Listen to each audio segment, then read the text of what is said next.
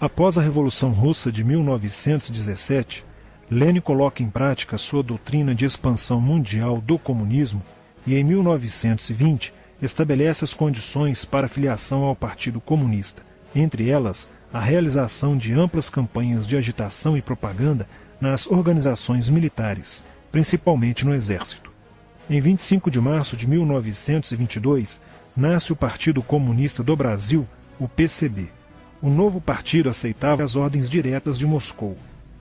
Em 1927, partindo da teoria à prática, o PCB criou uma frente única operária e iniciou um trabalho de infiltração nos quartéis, influenciando Luiz Carlos Prestes, capitão do Exército, a aderir ao comunismo, fato que se deu em março de 1931. Em abril de 1935, Prestes foi incumbido pela direção da Internacional Comunista de promover um levante armado no Brasil. O movimento tinha por objetivo derrubar o presidente Getúlio Vargas e tomar o poder. Liderados pela Aliança Nacional Libertadora, militares inclinados ao comunismo iniciaram a rebelião no dia 23 de novembro de 1935, dentro dos quartéis em várias partes do país. Mas devido à falta de organização dos ataques e à ausência do apoio popular, o exército derrotou os comunistas e evitou o golpe de Estado. Em seguida, Prestes é preso e perde a patente de capitão. Com o advento da Segunda Guerra Mundial e a invasão da Rússia pelos nazistas, a política exterior soviética muda e Stalin tenta ganhar o apoio das democracias ocidentais. O PCB redireciona sua política seguindo disciplinadamente a orientação de Moscou e apoia Getúlio Vargas. Após o final da Segunda Guerra Mundial, o PCB reinicia a agitação das massas populares e tenta desestabilizar o governo Dutra através de uma política conspirativa. Durante toda a década de 50, Moscou, através de suas redes apoiadas pelos partidos comunistas no mundo inteiro, tentava desestabilizar as democracias ocidentais. Como consequência, nessa época, em muitas universidades ocidentais, predominava uma visão social esquerdista, sendo que grande parte do terceiro mundo aclamava o modelo soviético como a estrada para a justiça social. Muitos intelectuais se declaravam marxistas. Assim, a conjuntura era altamente favorável ao comunismo, o que provocou sua expansão dramática até o final da década de 50, com a vitória da Revolução Cubana. Isso fez o PCB defender com mais intensidade a luta armada como a única solução viável e progressista dos problemas brasileiros. A União Soviética, destinada a aumentar o seu campo de influência no continente americano, despertou interesse pelo Brasil, um país de dimensões imensas, fronteiriço com quase todos os países da América do Sul, país estratégico no cenário mundial que poderia pender o fiel da balança para o lado comunista. Nos primeiros anos da década de 60, o Brasil passou a viver período de crescente instabilidade política, militar e institucional. Em 1961, Luiz Carlos Prestes encontrou-se com Nikita Khrushchev em Moscou para planejar a Revolução Agrária no Brasil.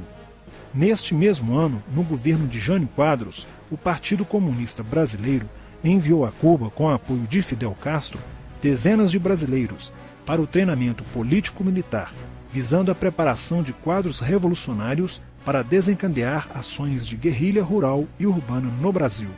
Os chineses também colaboraram para a tentativa de implantação do comunismo no Brasil, recebendo na Academia Militar de Pequim, em 1962, um primeiro contingente de brasileiros, visando a formação de quadros guerrilheiros para o movimento que viria a ser implantado na região do Araguaia.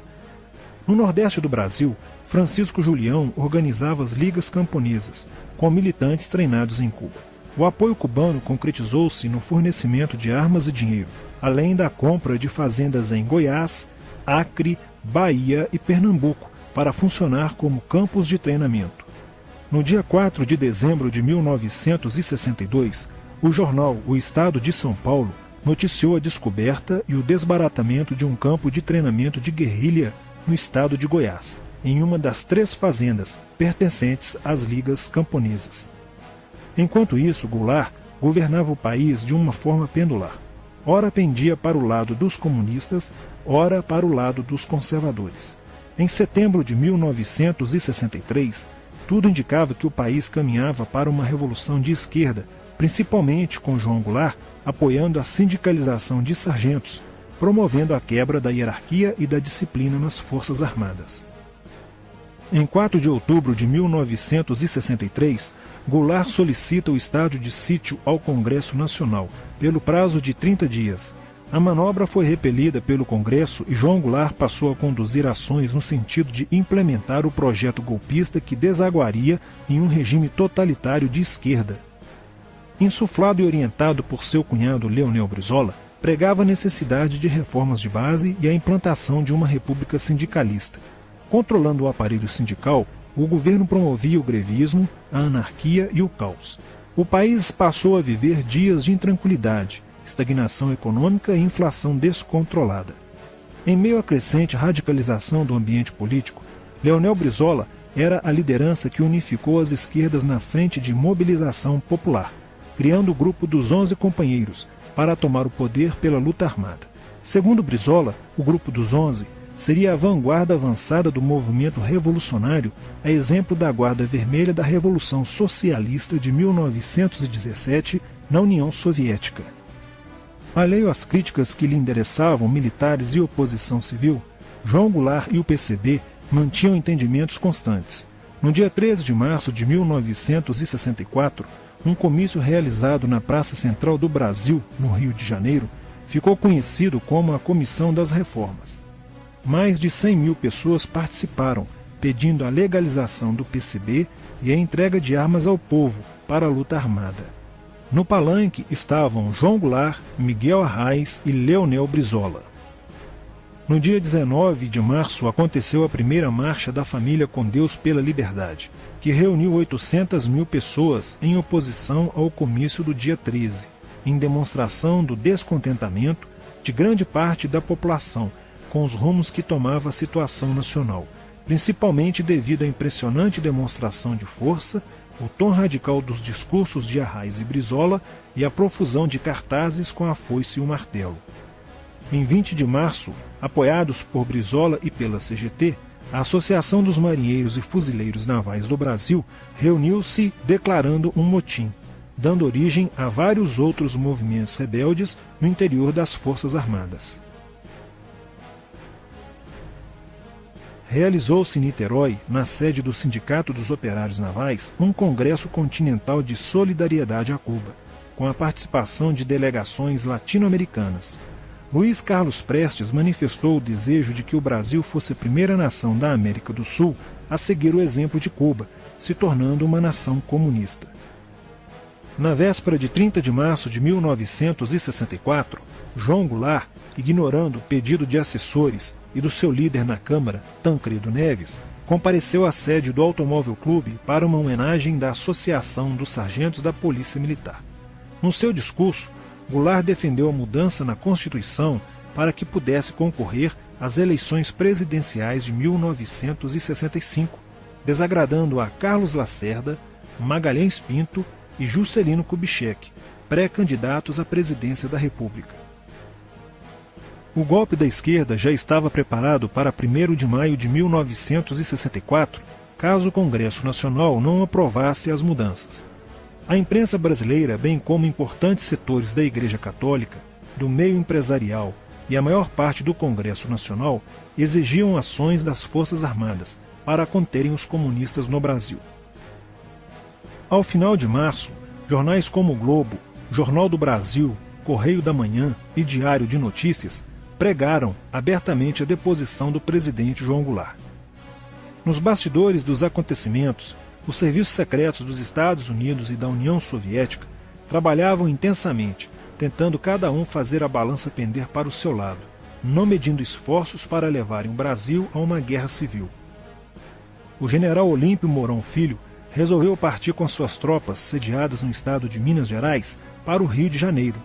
O general Castelo Branco, ao saber disso, telefonou para Magalhães Pinto, governador de Minas Gerais, com o intuito de segurar o levante.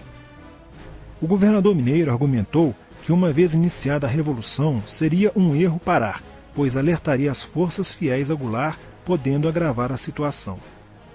A falta de reação do governo Goulart e dos grupos que lhe davam apoio foi notável. Não se conseguiu articular uma reação armada por parte da esquerda. também fracassou uma greve geral proposta pelo Comando Geral dos Trabalhadores, em apoio ao governo. João Goulart, em busca de segurança, viajou no dia 1º de abril do Rio de Janeiro, onde se encontrava no momento da Revolução, para Brasília, e em seguida para Porto Alegre, onde Leonel Brizola tentava organizar a resistência. Mas João Goulart desistiu de um confronto militar com os revolucionários e seguiu para o exílio no Uruguai.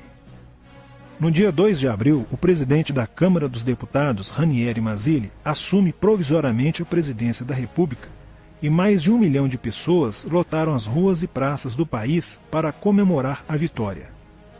No dia 11 de abril de 1964, o Congresso Nacional se reuniu para eleger o novo presidente da República.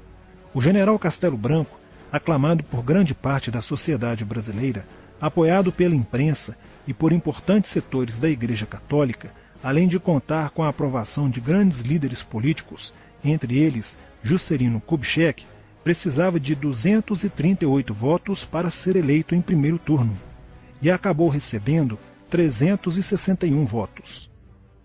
No dia 15 de abril, Castelo Branco assume a presidência da República, consolida a vitória sobre o movimento comunista e renova as esperanças do povo brasileiro de ter um país com dias melhores. Porém, a esquerda derrotada colocaria em cena, nos anos posteriores, Carlos Marighella, ideológico comunista e defensor da luta armada, que submeteria o povo brasileiro às ações mais obscuras da guerrilha, o terrorismo.